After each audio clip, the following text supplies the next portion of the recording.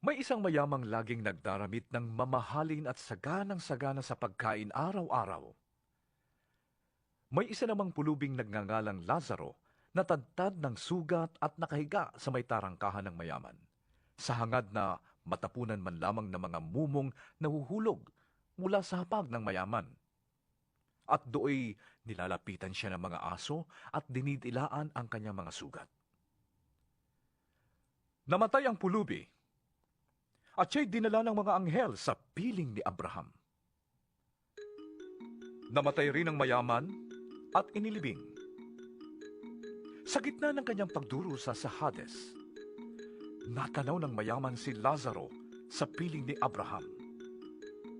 Kaya't sumigaw siya, "Amang Abraham, mahabag po kayo sa akin.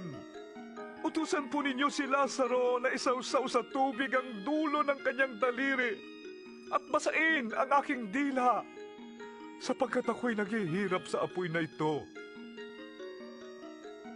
Ngunit sumagot si Abraham, "Anak, alalahanin mong nagpasasa ka sa buhay noong ikaw ay nasa lupa. At si Lazaro naman ay nagtiis ng kahirapan. Subalit ngayon, ay maligaya siya rito, samantalang ikaw na may nagturo sa riyan. Bukod dito, may malaking bangin sa pagitan natin. Kaya't ang mga naririto ay hindi makakapunta dyan, at ang mga naririyan ay hindi makakapunta rito."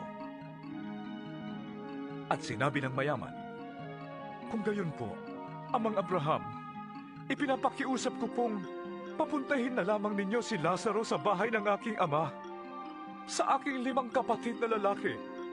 Suguin po ninyo siya upang balaan sila nang hindi sila humantong sa dakong ito ng pagdurusa."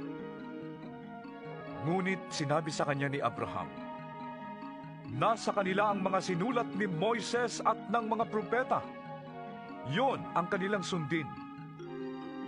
"Hindi po sapat ang mga yon," tugon ng mayaman.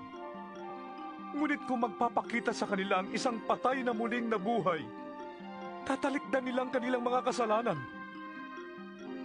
Sinabi sa kanya ni Abraham, "Kung ayaw nilang sundin ang mga sinulat ni Moises at ng mga propeta, hindi rin nila paniniwalaan kahit ang isang patay na muling nabuhay."